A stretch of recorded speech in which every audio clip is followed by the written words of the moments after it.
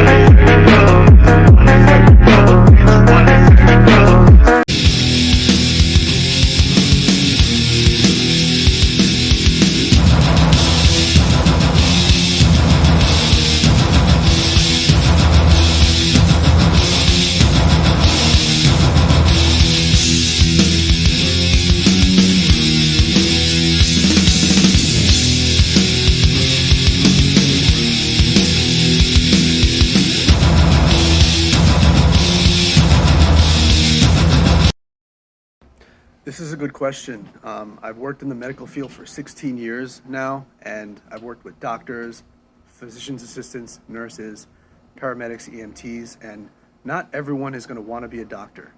It can be 14 years of extra schooling. It's a lot more responsibility. It's a lot more stressful. You're on call in the middle of the night. A lot of them work to the bone. There are EMTs that don't want to be a paramedic, because you got to go back to school to be a paramedic. Some people just want to get a job, have their needs met, and live comfortably without the added stress, even if you get paid more. One thing I do want to say is, from doctors down to nurses and EMTs, they are workers. They work for their living, they are not capitalists, and they deserve what they earn through their labor. You're right. This makes no sense at all. How could a system based on infinite growth on this finite planet, a system based on subjugating workers, on destroying the environment, of extracting resources, of taking other countries over, using their people for medical experimentation, for cheap labor, and extracting their resources against their will, make sense? How are we all going to be consumers if we're all out of work or on minimum wage? Well, the capitalist class realized the state can be used as a tool to maintain their power and wealth. And these welfare programs that some of us hate can actually be used to keep us consuming. So the ability of people to continue to buy products and pay their landlords will never end, thanks to the state.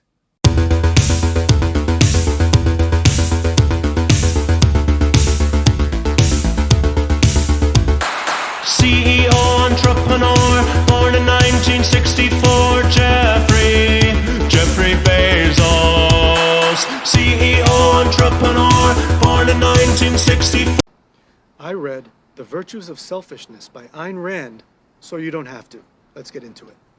For those of you who don't know who Ayn Rand was, she was a writer who wrote fiction and nonfiction books based on themes of what we would now know as libertarian ideas, promotion and glorification of selfishness, free market principles. Believe that every single Republican politician elected right now has probably read Ayn Rand, and their ideas are based on her writings. The book starts off discussing people's basic desire for self-preservation and survival, and then quickly transforms that into selfishness, and says that any society or political or economic system based on selfishness is the most just and free society that we could possibly have. capitalism is that system based on selfishness because every person is looking out for their own individual self. It's a system based on free exchange of goods and services. The worker freely sells his labor to the capitalist in exchange for a wage. That wage is as small as possible, so the capitalist can have as much profit as possible, and that's fair. According to Rand, the worker and the capitalist are equally free, but ignores the fact that until 1865, the transatlantic slave trade was a driver of the economic system in the US. How do we justify slavery in a system where everyone is free, where they have something called the non-aggression principle? Well, we dehumanize them. We say that they are less than us. We have things like the 3/5 compromise, where a slave is 3/5 of a human. Did slavery end because of the morality or the good nature of the slave owners? No. It took a war and government intervention to end slavery. In the book, Rand discusses things like government-issued healthcare is actually an infringement on our freedom and our rights, and that everything, including healthcare, including education, should be fully privatized, and that would make maximum freedom for all of us. If that sounds like insanity and sociopathy, you're right, but our American capitalist system is very much based on her ideas. Hey everybody, I was just thinking about how I could expand the content on my channel because all I've done is mainly talk about politics, and the thought crossed my mind, do something like music reviews. Music has been really influential on me. There have been some artists that I really love, and the music industry these days has become so narrow with some of the music that we listen to. But then I'm thinking, well, this is not really reviews. It almost reminds me of my kid. I have a young son, and at a certain point he watched this YouTube channel called Ryan's Toy Reviews, and all he did really was play with different toys and told you why he loved them. And I'm like, he never did a review ever. And that's actually kind of more so what I think I'm going to do with music. Tell you some musicians and maybe some songs that have been great, and maybe you'll check them out.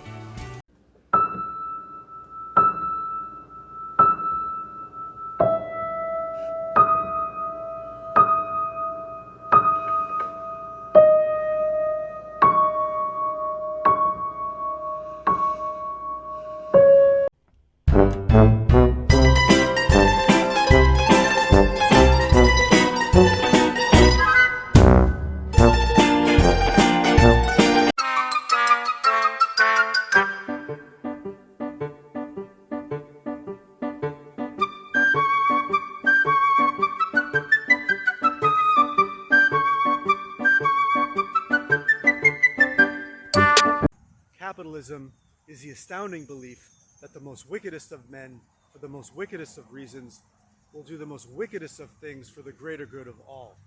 That is a quote from British economist and savior of capitalism, John Maynard Keynes, who worked with FDR to end the Great Depression. Capitalism is a system based on exploitation of the worker and of the environment. You cannot have a capitalist system that is not eating away at the worker and destroying the environment. It is baked into the DNA of this system. If you want to save the world and you want to save humanity, we need to have a new system. We cannot kick the can down the road and put new reforms on capitalism. Do you want our grandchildren to be in the same place that we are? I often hear this conspiracy theory that the Nazis were socialists, and that couldn't be any further from the truth. In the beginning, the party did have a left wing, and it was led by a man named Gregor Strasser. But one night, to consolidate power and unify the party under one ideology, Hitler massacred Gregor Strasser and all his followers, called Strasserites. Then they began their campaign of genocide, and the first people killed by the Nazis were not the Jews, were not the Gypsies, but socialists and union leaders and organizers. They allied with German capitalists and even several American capitalists, such as Henry Ford. So you see, just because it has the word socialist in the name doesn't make it socialist at all, as much as buffalo wings are not the actual wings of buffalo. Quick question, do you know where the terms right wing and left wing originated? They started out in the French Revolution. The right wing supported the monarchy and they wanted to be ruled over by a wealthy ruling class. The left wing wanted the power to be in the hands of the people, and that the workers could best govern themselves. You see, it hasn't changed very much. Should we read theory? I understand the argument that it's kind of a privileged position to say, I have time to read theory. Some people do not have time to read theory. Some people are working 2-3 jobs, raising children. It's totally understandable what a lot of people go through. But the best way I've heard it put is that if you want to become a doctor, you'd save a lot of time by reading medical textbooks.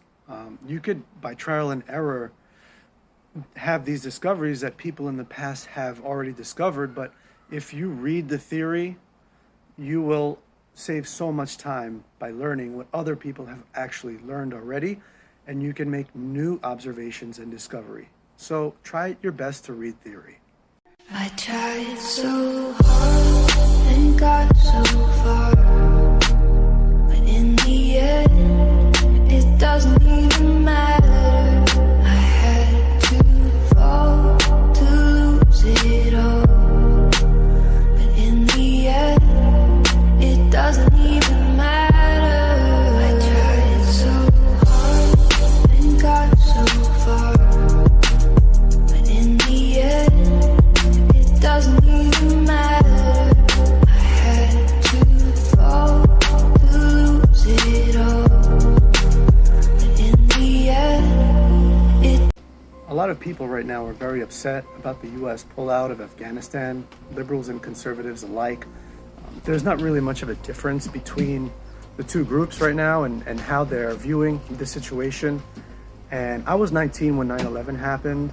I really witnessed firsthand everything that went on step by step there. And there are a couple details that not a lot of people widely know, but I think are very important. Early on in the conflict, the Taliban offered to give up bin Laden, but the U.S. rejected the offer in order for U.S. companies to keep on profiting off of the war. More recently, the U.S. made a truce with the Taliban, and it was actually the Taliban who was protecting U.S. bases from other groups. So you see, Afghanistan was going to fall to the Taliban no matter when we left, whether it's now, 5 years from now, or 10 years from now.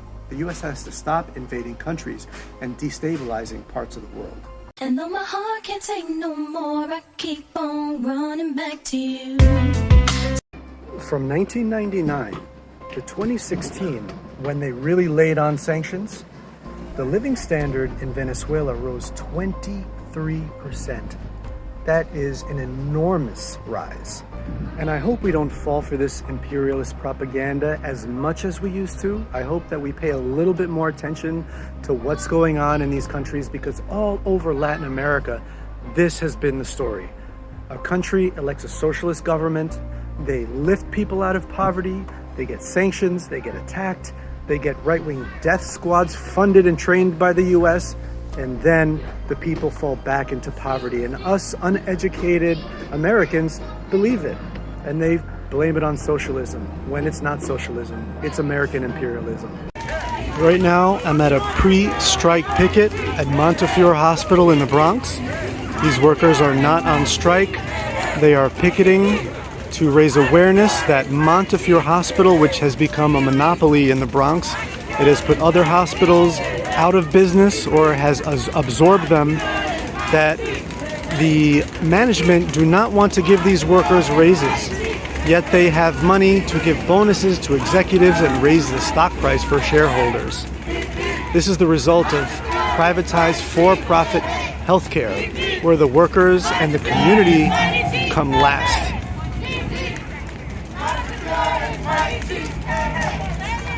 Hello everyone, I hope you're enjoying your Saturday and your weekend, your measly 2 days off that you get in your 40-plus hour work week. If you're lucky enough to find a job, that pays a living wage, I hope you know it doesn't have to be like this.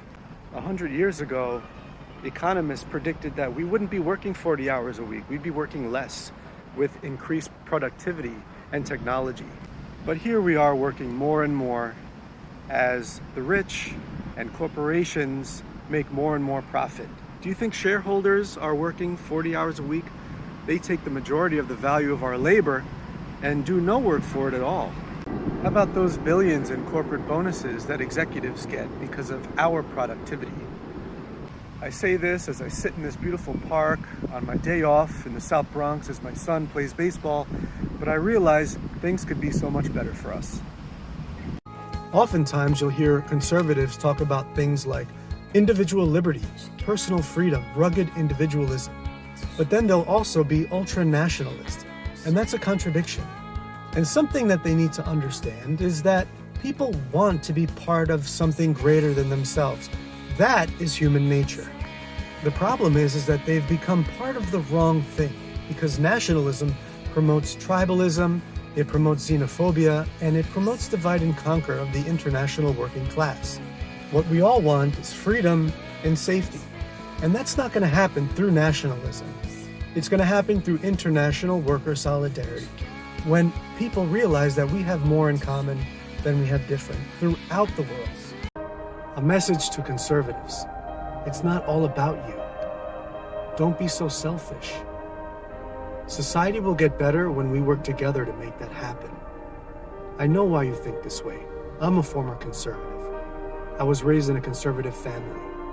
But those ideas are a dead end for society. Join us. Why do conservatives typically oppose higher education? It has a lot to do with the educational goals with primary education, like high school, and higher education, like college, university, or above. In primary school, you're taught to pass tests. It's mainly focused on reading comprehension and math and a little bit of history and science. In higher education, you're taught to think critically. You're exposed to something called primary source material, where if you're studying history, you're actually shown the original writings of historical figures so you can analyze it and think for yourself. You're not spoon-fed biased information by a system that wants you to think a certain way to conform. It is no coincidence that more people are opting out of a university education due to the expense of it, and more people are ascribing to far-right ideologies.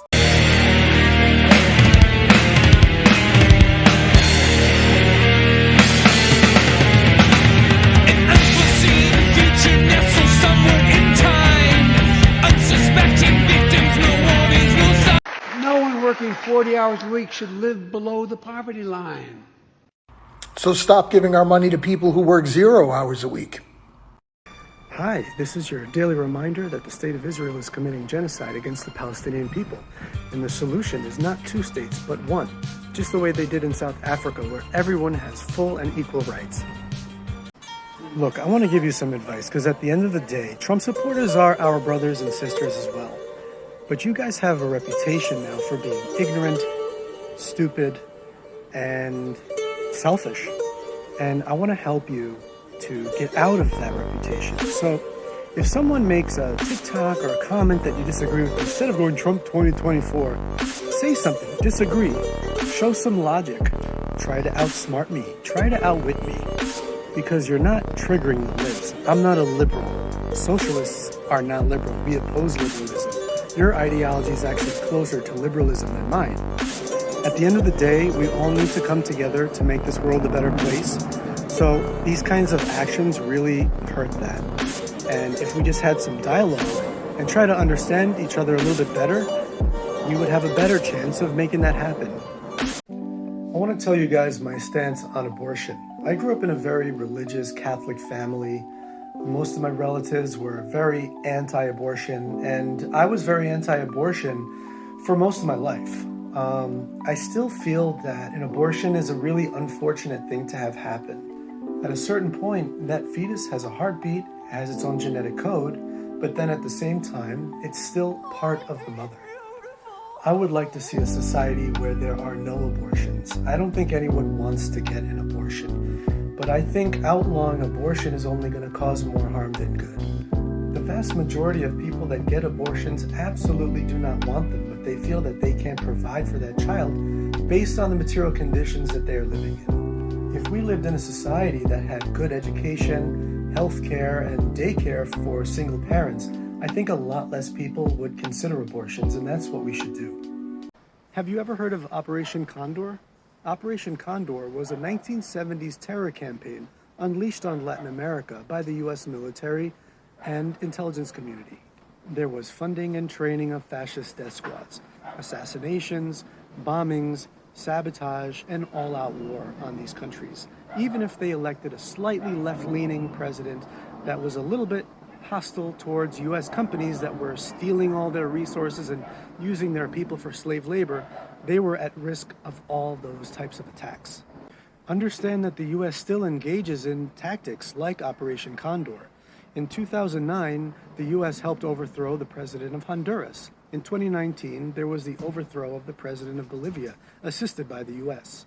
60,000 people were killed in Operation Condor. So if you're thinking of joining the military, just understand what you're getting yourself into.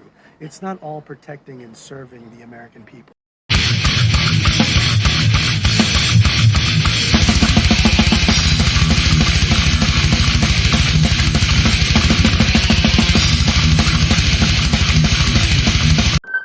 Do you think when things get this bad, people will still be defending capitalism? I hope not. So I did my first live today, and all I did was read Black Shirts and Reds by Michael Parenti. I answered a few questions. There was no arguing or profanity or anything, and I'm banned from doing lives now. This is a Chinese company. Come on, China. Aren't you supposed to be helping socialists spread our message? Come on, guys, do better. What's an album you really can't stand by an artist you love? For me, the band is Sepultura, a Brazilian thrash metal band that really made an impact on my life, actually, as a teenager. And it's not just an album, it's every album after the Roots album. The band was formed by two brothers, and after the Roots album, one of them left, and the sound completely changed, and they were my favorite band growing up, and I just cannot stand their music now. A lot of people like it, but it's like having your favorite pizza shop, and then one day they close up and then reopen, and now they're a burger shop. They can make really good burgers, but I wasn't going there for burgers. I was going there for pizza, and I really can't stand their music anymore. I even have their symbol tattooed on my arm. Max, please go back to Sepultura if you can, please.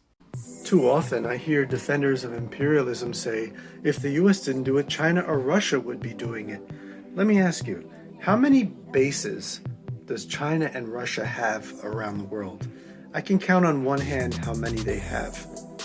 The US has over 800 military bases around the world. In Latin America, Asia, and the Middle East, the US has practically overthrown every single country and set up a puppet dictatorship. Have China or Russia done anything like Operation Condor, which the US did in Latin America, which was a literal terror campaign terrorizing millions of people, killing 60,000 innocent people in order to install right-wing dictators who will be friendly to US corporations?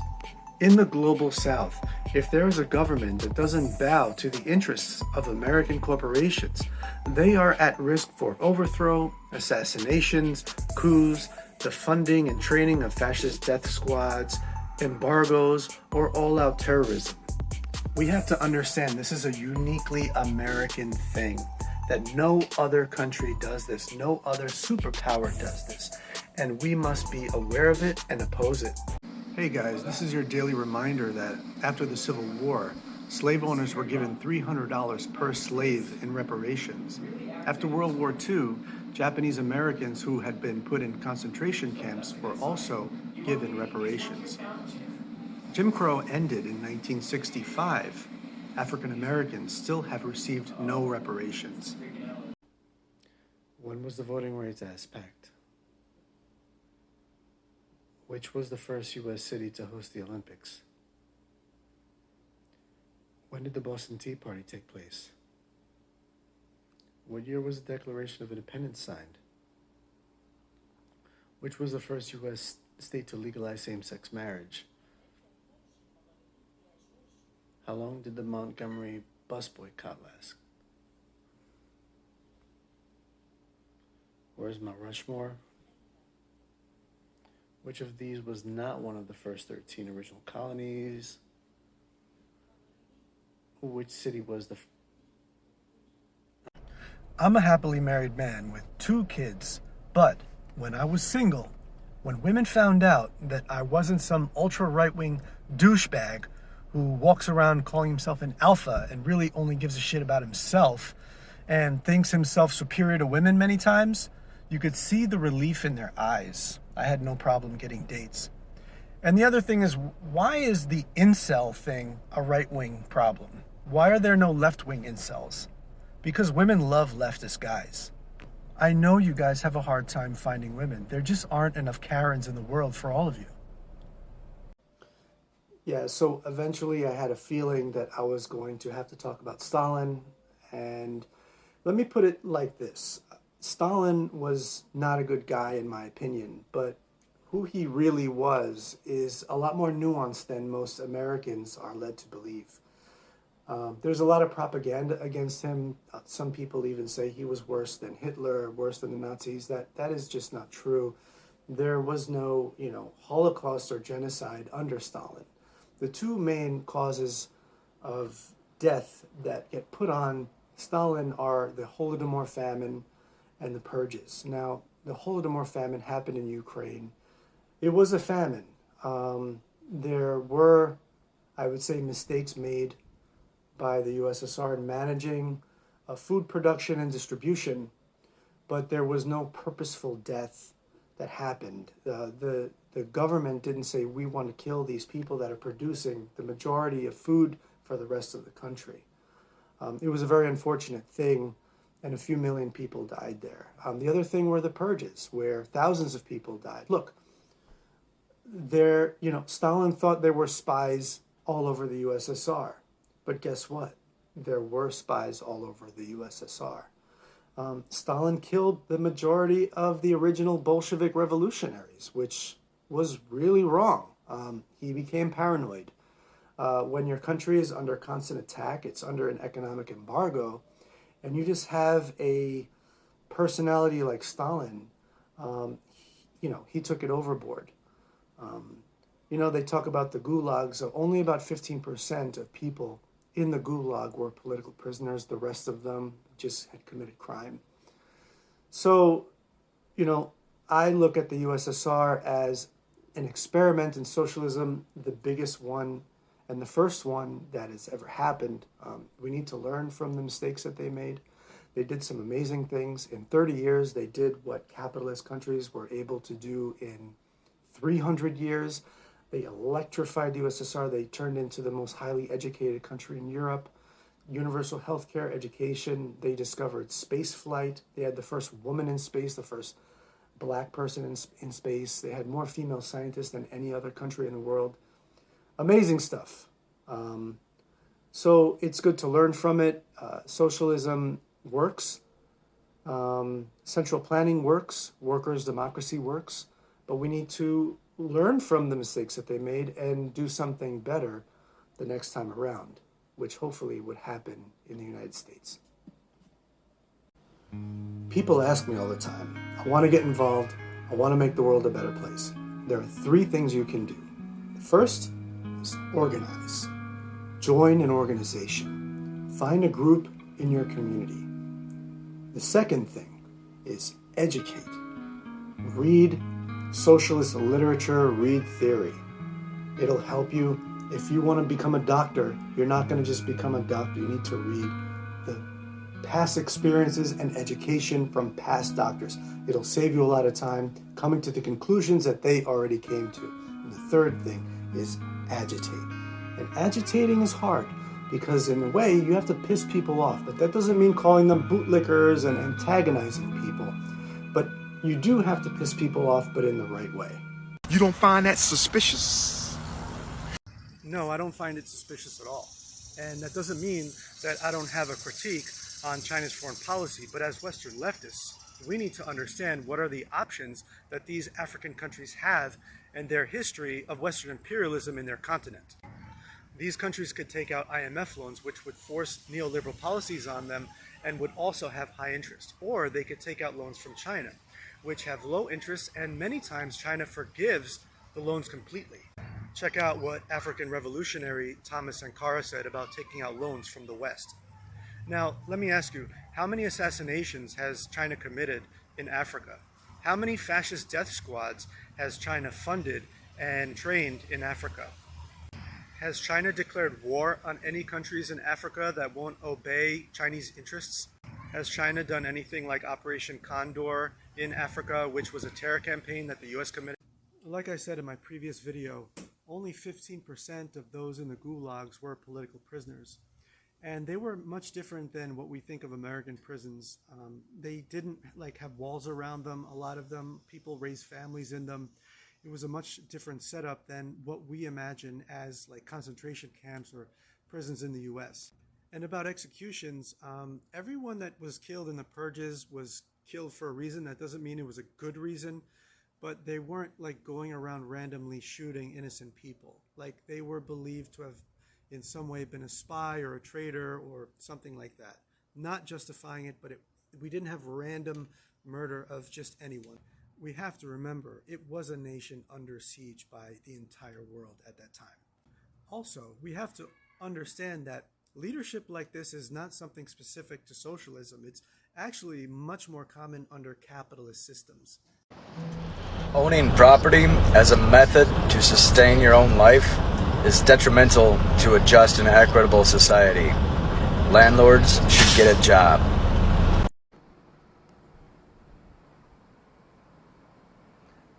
I'll be 40 next year. I think I'm doing pretty good for my age.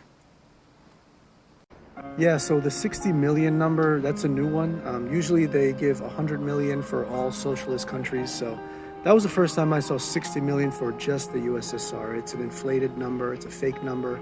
Even the writers of the Black Book of Communism admitted that they lied in the book and they were pressured by the editor. And let's also acknowledge that we're holding these two different systems to very different standards. When there are famines that happen under capitalist systems, we don't say, oh, that happened because of capitalism. We just say it was a very unfortunate event. The Bengal famine, the Irish potato famine. So let's say capitalism doesn't work because of famines, millions died. When there have been purges under capitalist systems, like in France after the French Revolution, we don't say, oh, capitalism strikes again. The fact is there has never been an ethnic cleansing under socialism because at the root of socialism is international solidarity among all workers.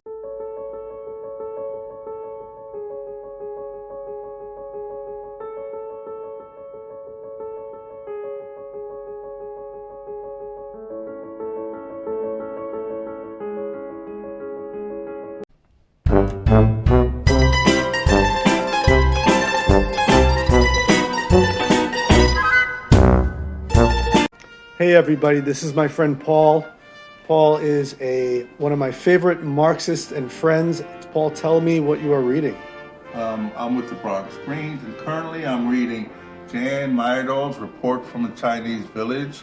He was a Swedish anthropologist / sociologist, I'm not sure which one, but in 1962 he went to a village in northern China and actually interviewed almost everyone in the village and put the most representative interviews in this book. And he just let these people talk. They talk about what it was like before the revolution, the old ones, and then what it's like now. He interviews old, young. A lot of people were too young to know what it was like before the revolution, but they all still had hope for the future then. They were all still into it, according to this book. And it's an eyewitness account. It's a must read. I would recommend Jan Myrdal.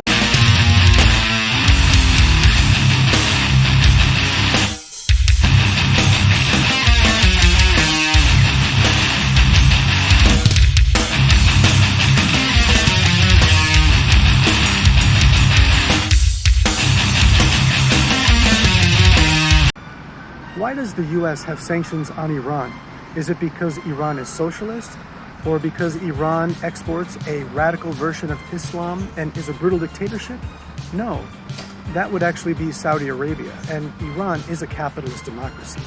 The reason that there are sanctions on Iran is because in 1953, the US and UK overthrew the president of Iran because they wanted to nationalize their oil and use the money to benefit the people. But in 1979, the Iranian people overthrew that brutal dictator. Whether it's Iran, Cuba, Venezuela, or any other country that doesn't bow down to the interest of U.S. companies, the U.S. government will make the people of that nation suffer until they submit.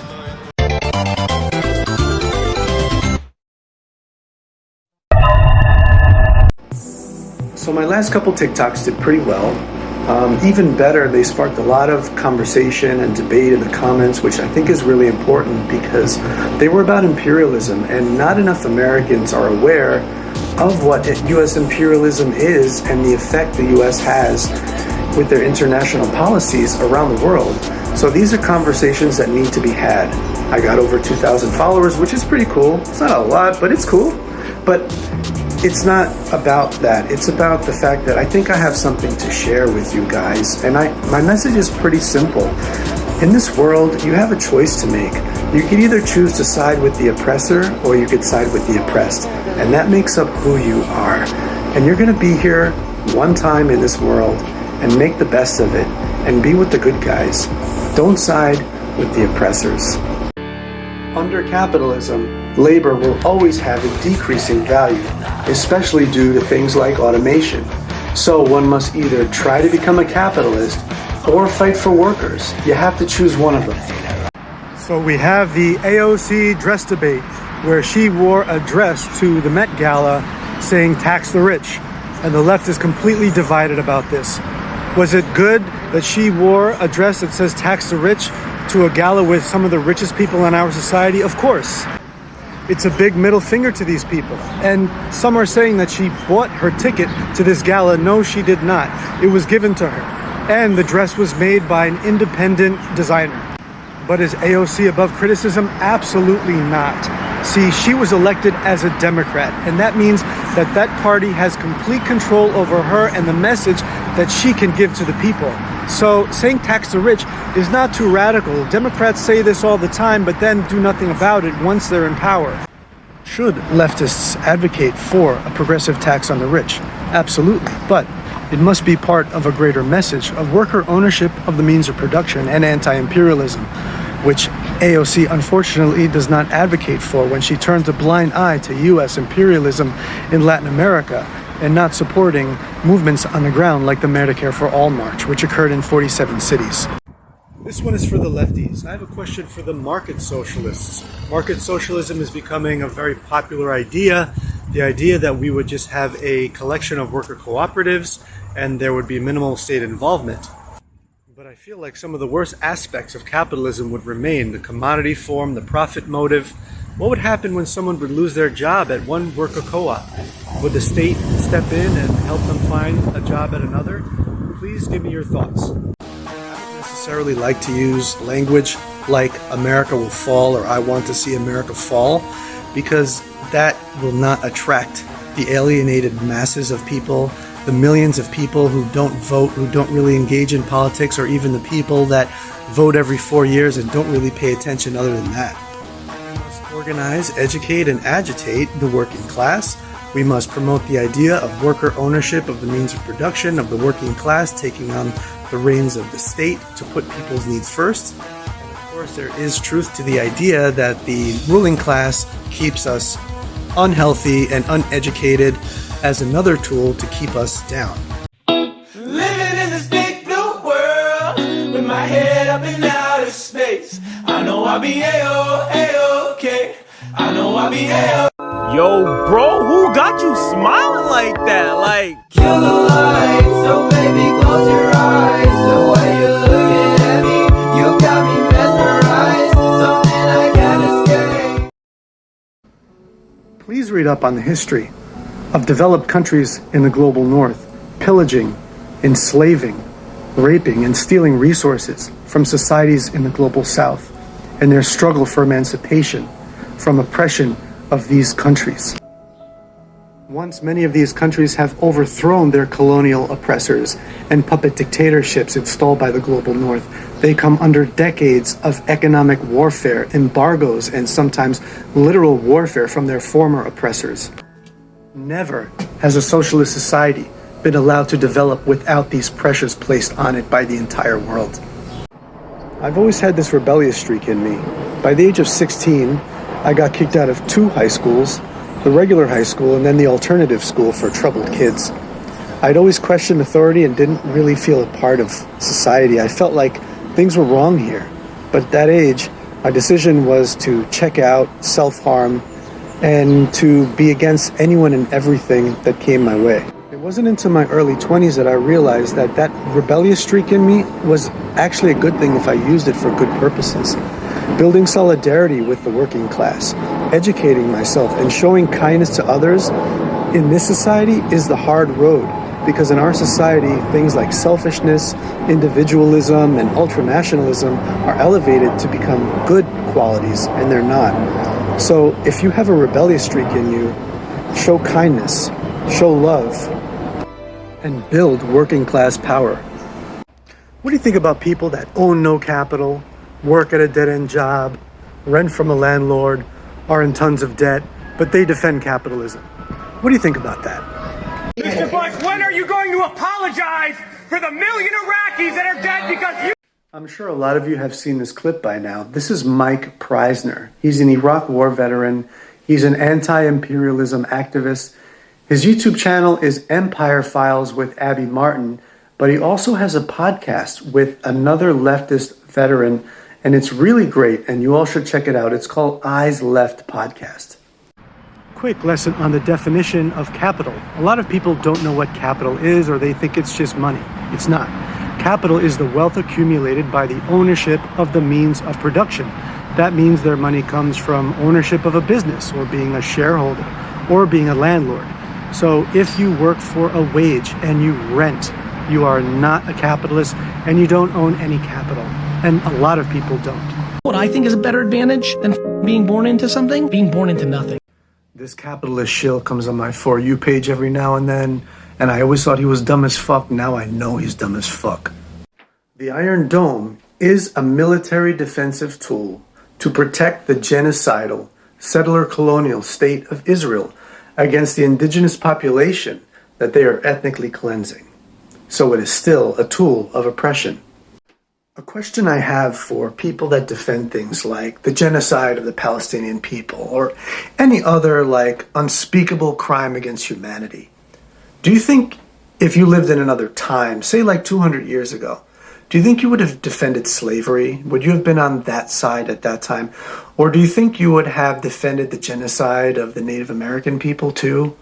I don't know. I don't see people like that ever siding with the oppressed or on the side of what's right. But I don't know. What do you think? Name a 10 out of 10 album. Chaos AD by Brazilian thrash metal legends Sepultura. This album and every one that they recorded before it was also absolute perfection, but this one was incredible. 10 out of 10. I just wanted to take a moment to show everyone what justification and defense of genocide looks like. If you've ever wondered how people during World War II in Germany or during the times of slavery justified their beliefs and their horrific actions, this comment right here is how they did that. And history is repeating itself. There are horrendous crimes against humanity occurring on this earth. And we're talking about the Israeli ethnic cleansing of the Palestinian people. And there are still way too many people that justify this, and this person right here does that.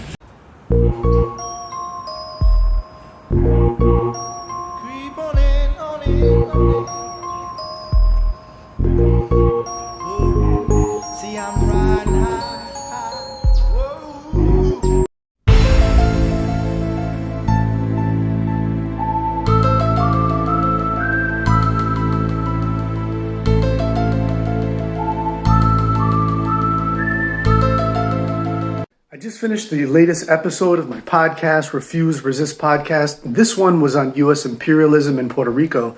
We talked about the history of the island and the current material conditions and the independence movement that's going on there. My guest was really great. Links in the bio if you want to check it out. Thanks. Have you ever heard of modern monetary theory, or as it's also known as MMT? This might seem boring or unimportant at first, but if you want to understand the material conditions we're living in, and you've ever heard a politician say things like, well, how are we going to pay for it when there's any discussion of funding programs for the public good, then you want to have a basic understanding of MMT. When the US went off the gold standard in 1971, it started using a fiat currency. And that means all our federal taxes, once the federal government receives them, are deleted. And all federal spending is brand new money. And that's very important. So that means our nation is self-funding, which means we can't go broke. So when these politicians don't want to fund programs that support us and help us, they're full of it.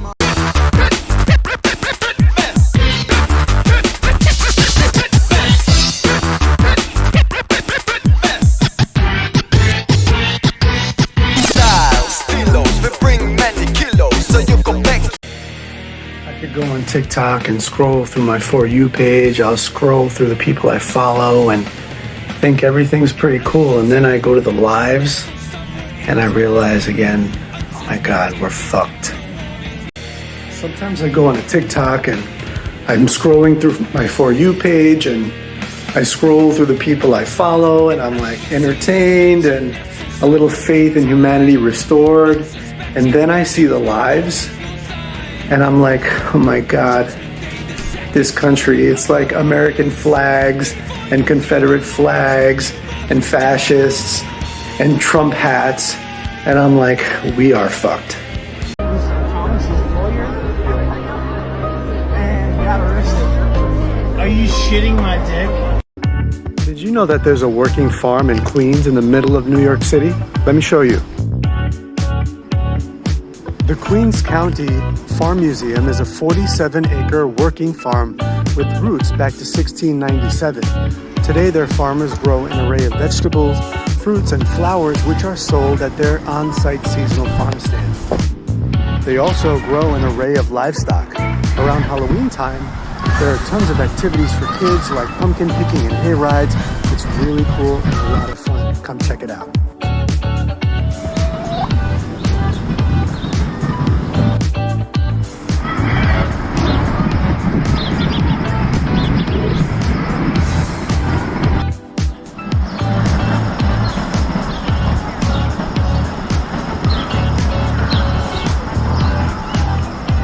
Not only is this a false statement, but it's a disgusting statement.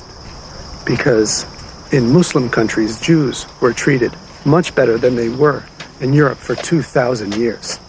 I have an uncle who's a Jew. His family lived in Tunisia until 1949, when Israel was formed. They decided to come to the US because they were looking for a better life, like most immigrants do.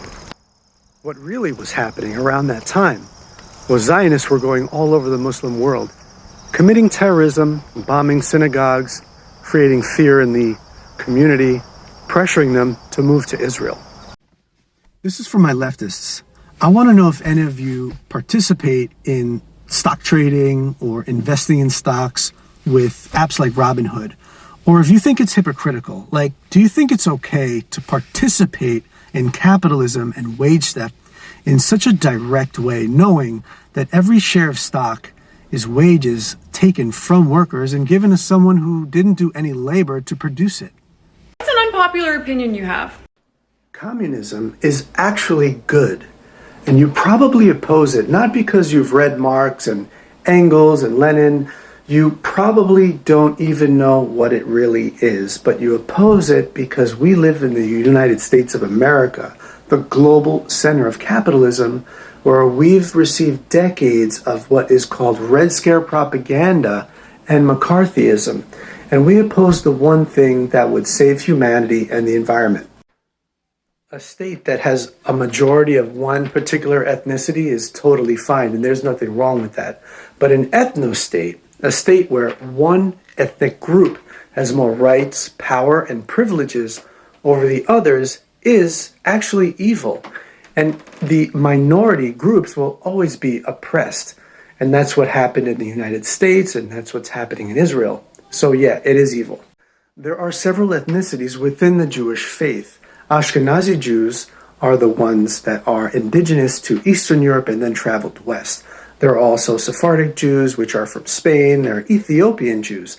Mizrahi Jews are indigenous to Palestine and the surrounding areas. So those ones would be indigenous to that area. The other ones are colonizers.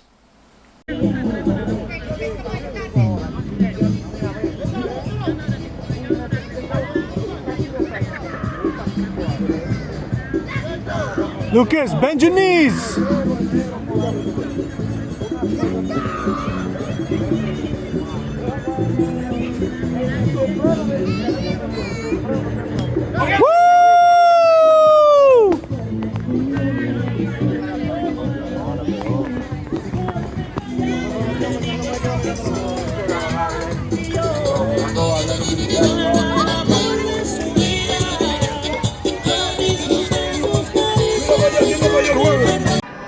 So I'm going to tell you guys a little piece of U.S. imperialist history that many of you might not know. Up until 1961, the Dominican Republic was under the dictatorship of a man named Rafael Trujillo. He ruled from 1939 to 1961. He was assassinated by his top generals. He was a brutal fascist dictator and also a puppet of the U.S. government. In 1963, they held their first democratic elections, and they elected this man, Juan Bosch. Bosch was a leftist and actually had met Che Guevara several years prior in Guatemala while he was exiled due to the fascist dictator that was in power at the time. Juan Bosch was president for 6 months until the United States military invaded the country, removed him from power, and installed another fascist dictator named Joaquin Balaguer. It's becoming too many times to count that the people of Latin America and the global South are victims of U.S. imperialism when they democratically elect a left-leaning president that wants to meet their needs instead of the desires of American capital, where the U.S. will invade, assassinate, train and fund fascist death squads, commit economic warfare, embargo and poison the people, where all they want is to have their basic needs met in a world of abundance. We need to stand in solidarity with countries like Venezuela, Bolivia, and Peru that are trying it right now, and hope that the United States doesn't do what it's done so many times. I want to preface this by saying I am not a comedian, although my wife thinks I'm funny, but I do have friends in the New York comedy scene, and I've hung out in the New York comedy scene enough to understand that good comedy punches up. It doesn't punch down. So good comedy doesn't make fun of people in oppressed groups, marginalized groups, people that are already struggling in our society. Good comedy will make fun of the people in power, the people who are the racists, the people who think that they are above us. Those are the people who we direct that sharp laughter at. When I think about Israel and the apartheid ethno-state that it is, I think about the Ethiopian Jews who risk their life immigrating to the Holy Land only to be made second-class citizens by the Ashkenazi, who are at the top of the socio-economic hierarchy of Israeli society. Ironically enough, the Ashkenazi have a lower ancestral tie to the Holy Land than the Ethiopians. There are even multiple credible reports of forced sterilization of Ethiopian women within Israel to limit their population within the country. It truly gets worse and worse when you learn about this country, and when you speak to Israelis, they are so flippant and so proud of the oppression that they are committing against these poor people. It is truly disgusting. Stressing, contesting, you got your soft swords at the midsection. Don't talk the talk if you can't walk the walk. Phony niggas are outlined in chalk. A mad vex is what the projects made me. In the next 20 years, we're going to see so many advances in technology through automation and robotics. But that's going to put millions of people out of work. What answer does capitalism have for that? Honestly, none. Society will probably still call these people that are out of work lazy, as we always do. Don't you think we should live in a society and an economic system where everyone's lives improves due to technological innovation? No, that would breed laziness. The other day I was talking to a coworker of mine, and he has no idea my political beliefs. I don't talk about that at work. But he's telling me about his ex-girlfriend's dad, who's the CEO of some multi-million-dollar company. And he goes, you would never guess, like, what he actually does in a week. And I was like, what? He goes, well, he basically goes to the golf course a couple days a week and just makes business dealings with other CEOs, and that's pretty much it. And he makes millions of dollars like that. And I just nodded. I'm like, yeah, I knew that, but thank you for confirming it even further.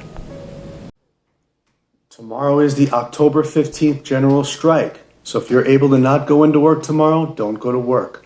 Let's show the capitalist class who has the real power in this country so we can build a better future.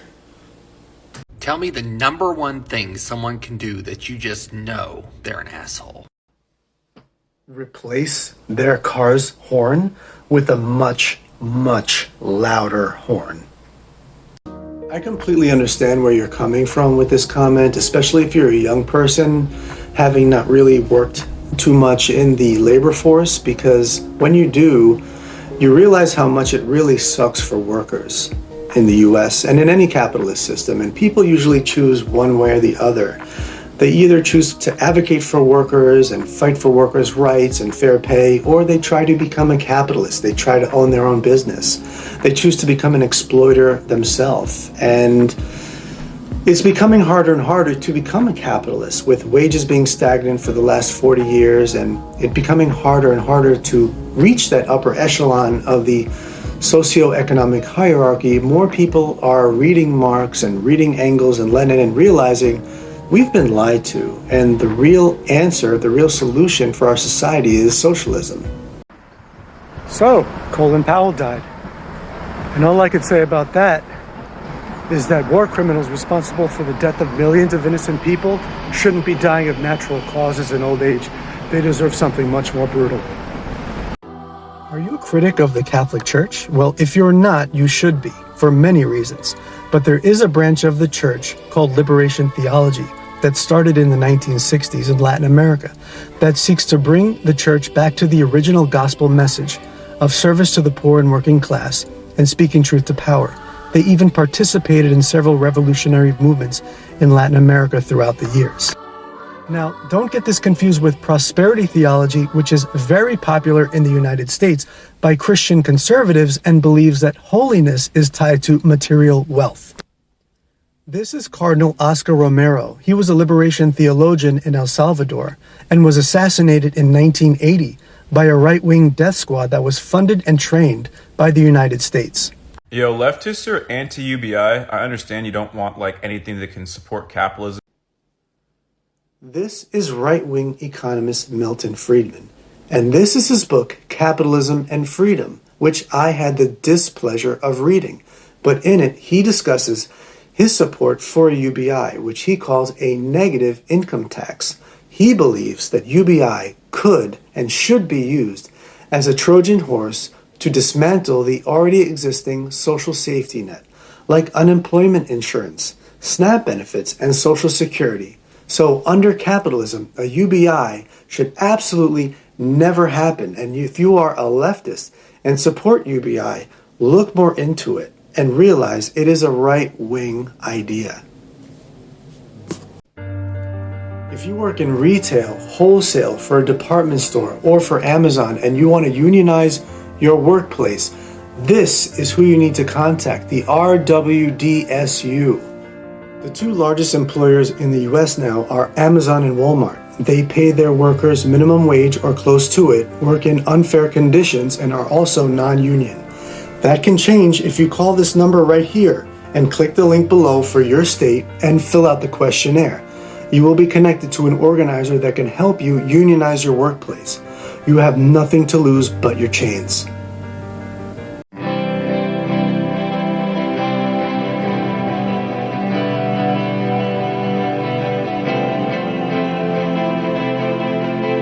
Eat shit and die, you fucking poor bitch. I do not care about. The paradox of tolerance states that if a society is tolerant without limit, it will eventually be seized or destroyed by the intolerant. And we know who the intolerant are, don't we?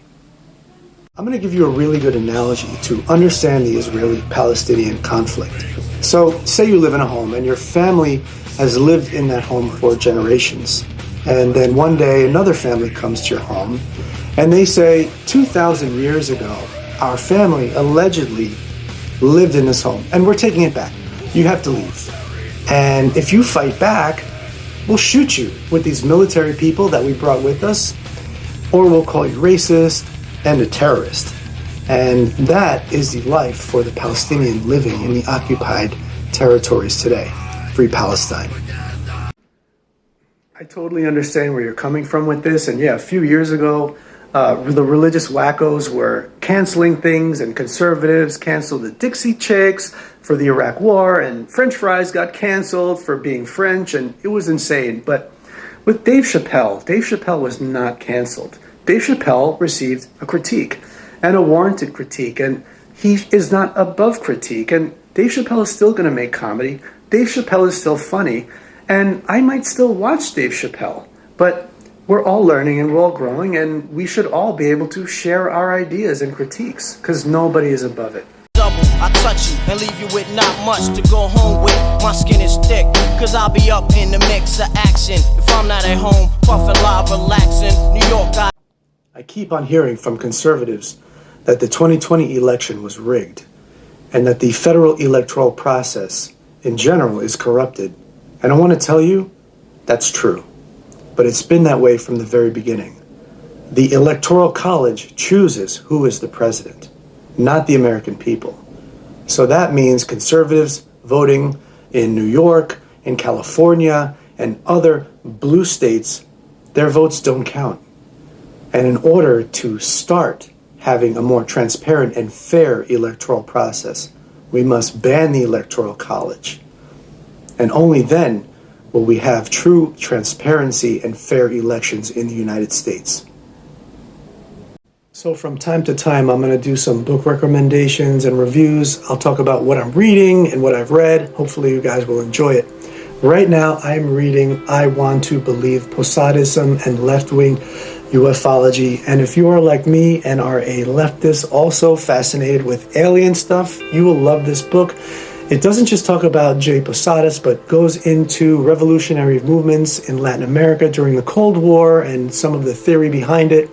It's a lot of fun.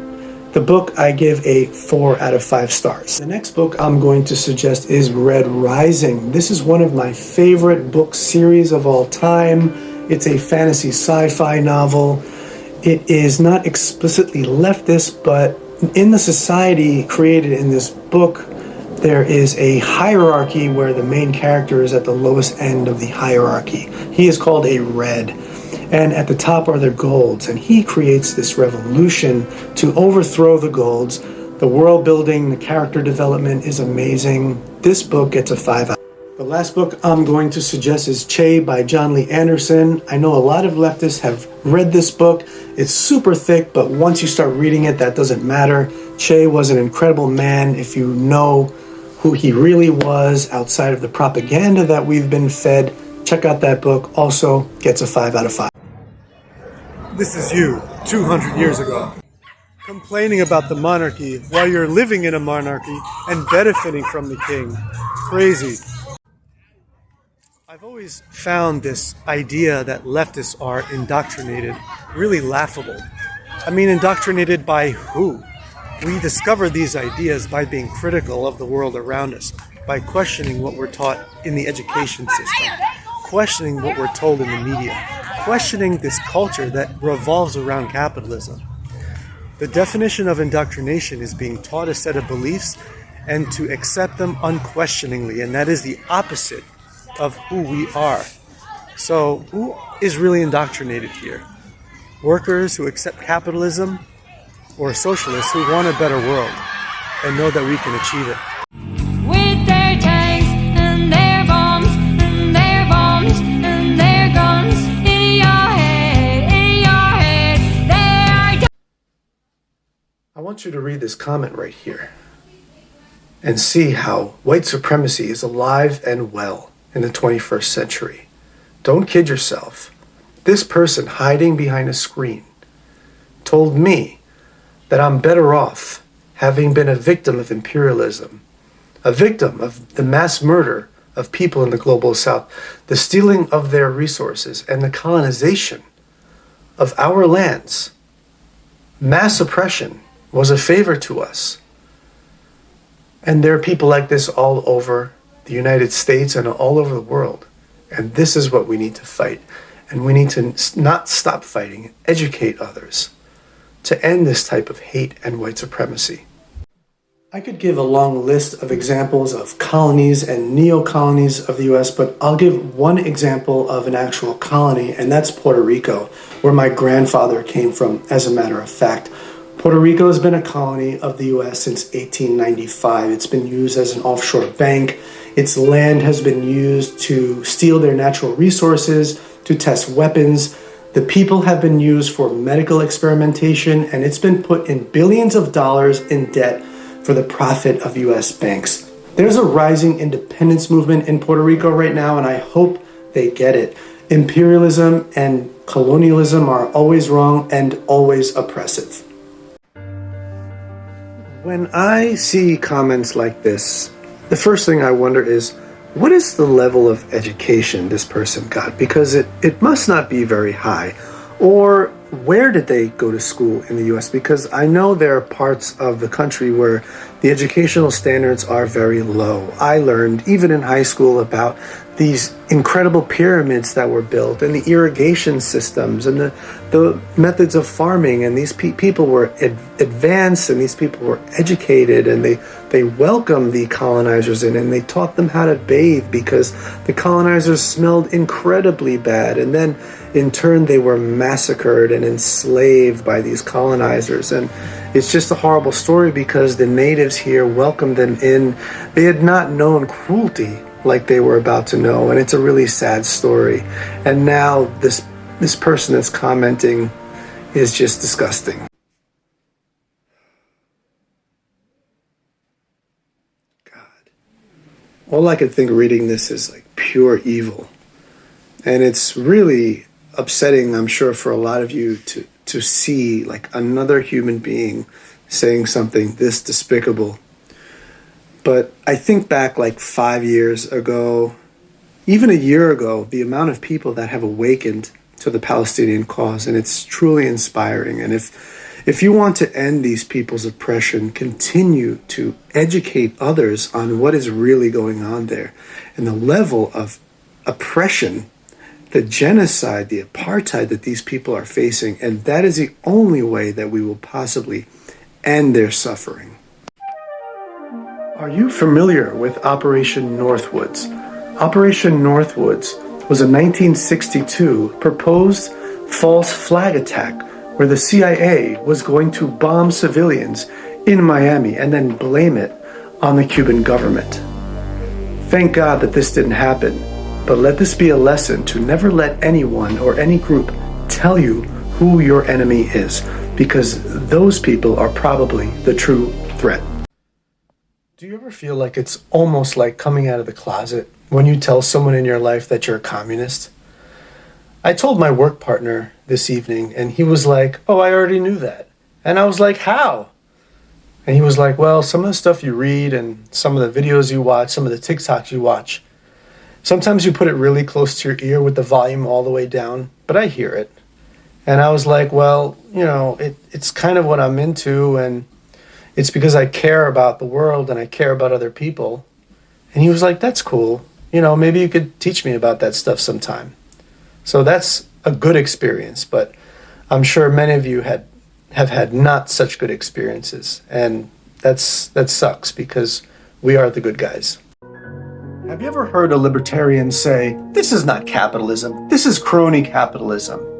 Such irony in that statement, because the policies championed by their economic heroes like Hayek and Mises and Milton Friedman and Ayn Rand have been implemented so much in the past 40 years in neoliberal economics, in the empowerment of the oligarchy and the disempowerment of the worker and the working class. And then finally, when these policies are the driving force in our economy, and we all see how much it sucks for all of us, they say, no, this isn't real capitalism. Crazy. So many of these American fascists are saying, I want a civil war. Well, why do they want a civil war? Maybe it's because the last civil war they lost, many of them joined the military. They lost the Vietnam War. They lost the Iraq War. They lost the Afghanistan War. They lose every war they start. So maybe they think, well, they can start a war with other Americans. Maybe we'll win that one. Why do I like the Bo Burnham special more and more every time I watch it? I mean, it's funny, and it has great social commentary, and there's even criticism of capitalism, which I love. But other comedy that's popular around this time has Punch Down, like the Dave Chappelle special, where he made fun of trans people, and Dave ended his show because white people were laughing at his comedy in a way that he didn't feel comfortable with. But he did feel comfortable making fun of trans people. So I don't really think canceling Dave is necessarily the right thing to do, but Dave should be criticized, and I'll criticize him, and other people should criticize him. Because if you put yourself out there in the public sphere, you're going to get criticism. I'm going to get criticism. And I do. I would have loved to have seen how libertarians would have survived 200,000 years ago during prehistoric times with their ideology of extreme selfishness and pathological individualism. Your collectivism goes against human nature! Guys, we'll be safer and more free if we're actually more selfish and compete instead of cooperate. Every man for himself and exploiting one another is clearly a better strategy for survival. Leave me alone. The news of Facebook to rebrand as Meta and transition to a virtual reality company reminds me a lot of a book that I recently read called Ready Player One. Ready Player One takes place in a dystopian future where everybody's poor but communicates with each other in a virtual world called the Oasis, which is actually a public utility under threat of being privatized by a company called IOI, who are the villains. In real life, IOI is Facebook, and they are not threatening to take it over. They're going to create it and use our data against us to profit off of us. This is cause for concern because to Facebook, we are nothing more than vehicles for profit, and we will be used as such by any means necessary. This is a photo of the anti-vaccine mandate march that New York City Police, Fire, and EMS held a few days ago. You see this symbol right here? This tells you everything you need to know about who attended. They blocked traffic on the Brooklyn Bridge. Do you know what they did to protesters blocking traffic on the Brooklyn Bridge last year, protesting actual injustice? They were beaten and arrested. But none of these cops protesting a vaccine. Let me tell you a little secret. To join NYPD or FD or EMS in New York City, you have to be vaccinated for certain diseases. So doesn't it make sense to have to be vaccinated for the pandemic that has killed more cops, fire, and EMS in the last year than anything else?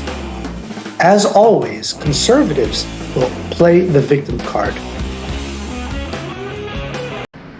Just real quick, guys, on the myth of voluntary exchange under capitalism. Under capitalism, one group has all the power and wealth. The other group must submit to the powerful.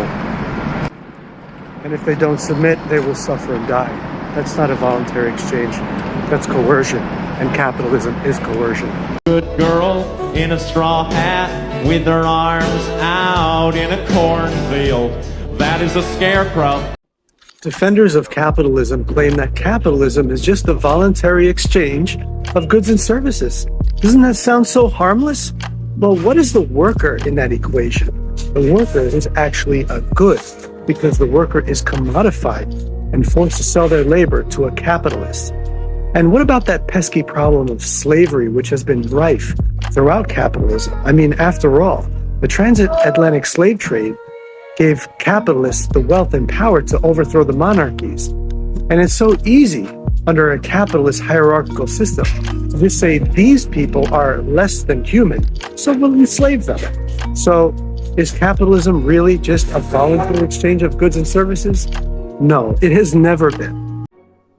Tell me you've never read a single page of socialist economic theory, have never studied these societies, lack critical thinking skills, and believe any U.S. propaganda you're fed without telling me. Let me explain something to you while I sit in New York City gridlock traffic. You'll often see right-wing extremists be labeled as radicals. These people are not radicals, they are extremists. There is a big difference. Radicals, throughout history, have spoken truth to power, have advocated for the poor and working class. On the other hand, extremists advocate for nationalism, racism, hierarchy, and for the power of the ruling class. Don't be an extremist, be a radical.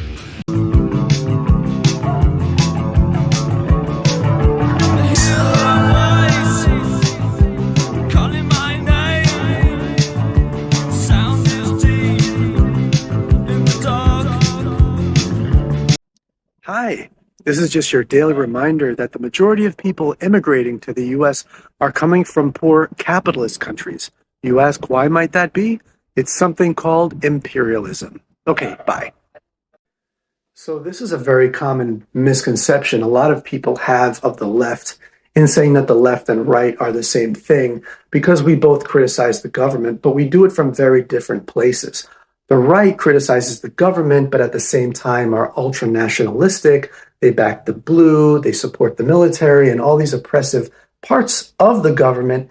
And also they don't dig down deep enough in understanding this institution doesn't work for them. There's a class above the government that has complete control of it. That is the capitalist class and corporations. We see the government as an institution of oppression for the working class. And we can create a much better system. And that's what we want to do. We don't hate the government. We want to build a better society. This is a great question. And I think I'm uniquely qualified to answer it, actually. I did a lot of electoral work throughout the years. I organized for Democrats. I worked on the original AOC campaign where I thought we were just agitating the Democratic Party for this candidate who will never be elected. And then she got elected. And I think for the most part, it was a net good that AOC got elected, although I have criticisms. Since then, I've left the Democratic Party. I've joined the Green Party. I organized for the Howie Hawkins campaign. The Green Party has been an eco-socialist party since 2016. And this is actually the part of the party platform dedicated to a transition to socialism. And I suggest you check it out. It's actually really good. So with the Howie Hawkins campaign, I organized efforts for recruitment into the campaign and also an endorsement program. And it was really hard.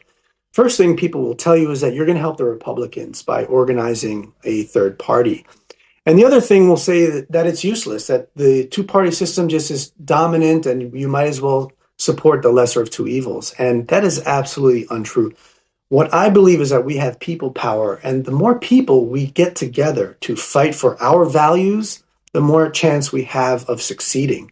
And the only way out of this situation is by people power and us all using our shared knowledge and dedication to bring about change. And it is not going to happen through the Republicans or Democrats, and it cannot happen because what we've seen is even though some good people might get elected as a Democrat, the party changes them. They don't change the party.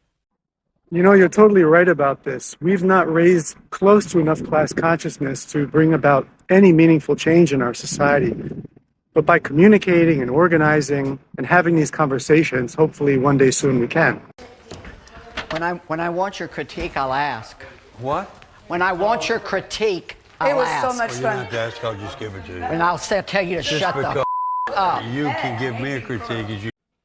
In a rare victory for the poor and a loss for the rich, a men's shelter opened up today on Billionaires Row in Manhattan after a years-long legal battle spending over $300,000 to stop the opening of this men's shelter.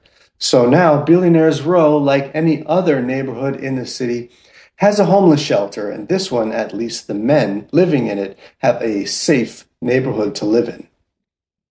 Oh, wait, again. No, ring this bell 3 times well to celebrate this day, my birthday. This course is run, my treatment done. Now I'm on my way.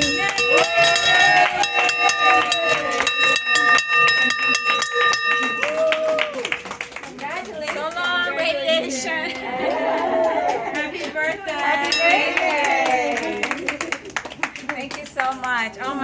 you made this easier, much easier. You really, you made such a difference, you know. I feel like family. So thank you so much. Thank you. God bless you all. Thank you so much. I did a video.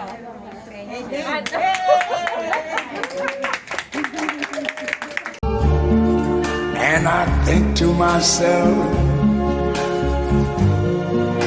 what the fuck?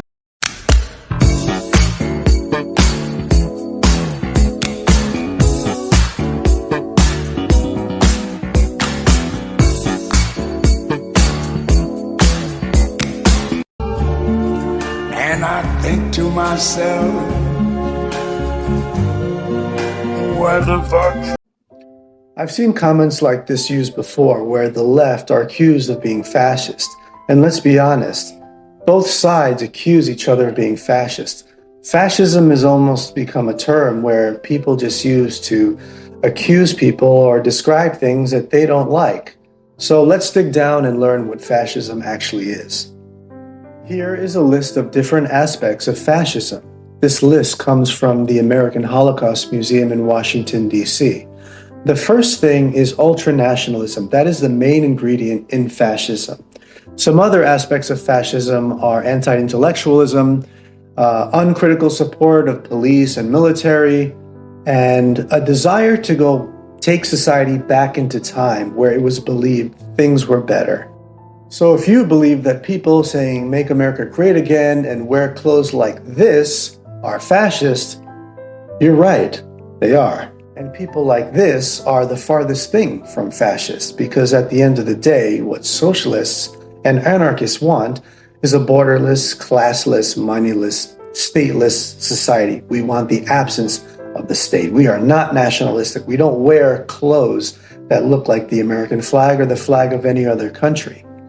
And when fascists take power, the first people that they target are the left, socialists. That's what happened in Spain under Franco, that's what happened in Nazi Germany, and that's what happened in Italy, and that's what's happened all over Latin America when the US has installed fascist dictators. So now I hope we learned a little bit about fascism. Thank you. This is how we do it. This is how we do it. This is how we do it. This is how we do it. All right. All right. This is how we do it. This comment right here is a response to a meme that I posted earlier about the crumbling infrastructure in the US, and more specifically the public transportation systems. Their argument was that the US was just one of the first countries to have subways, and that's why they're crumbling. But unfortunately, that's not true. If you go to especially Europe, you'll see subway systems that are beautiful and well kept that were built around the same time. What we have here in the US are lobbies for the fossil fuel industry and the car industry that give billions of dollars to local and federal governments to defund public transportation and instead to fund things like roads and bridges where cars will go. Now the irony is that now the roads and bridges are also falling apart because these governments don't want to fund anything for the people anymore at all.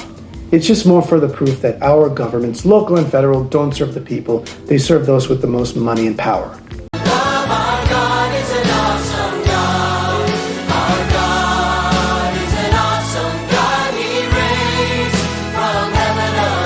The Cold War between the US and China is heating up once again. As US forces leave the Middle East, they set their sights once again on China. I listened to this report today on NPR, and it was full of Red Scare propaganda and manufacturing consent for future military action against China. I admit that for a very long time, I was one of those privileged American leftists who criticized China for not being socialist enough. But in the last several years, they've cracked down on capitalists. They've lifted millions of people out of poverty and have come to the aid of many countries around the world in modernization. What I advise to you is to read in between the lies. The propaganda is going to be very strong, and this is nothing new. This is what the US does when it wants to attack another country, especially one that is threatening US global dominance.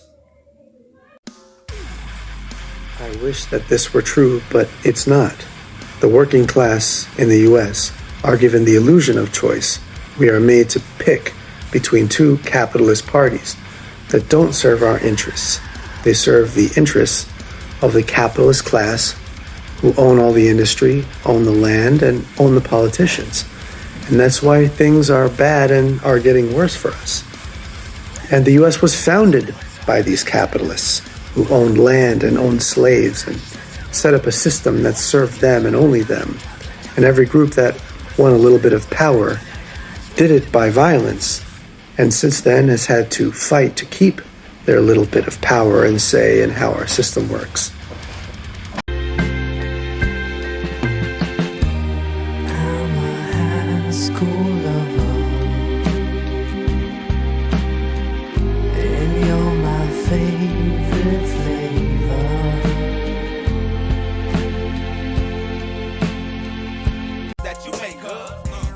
Let me give you a little lesson on how capitalism works.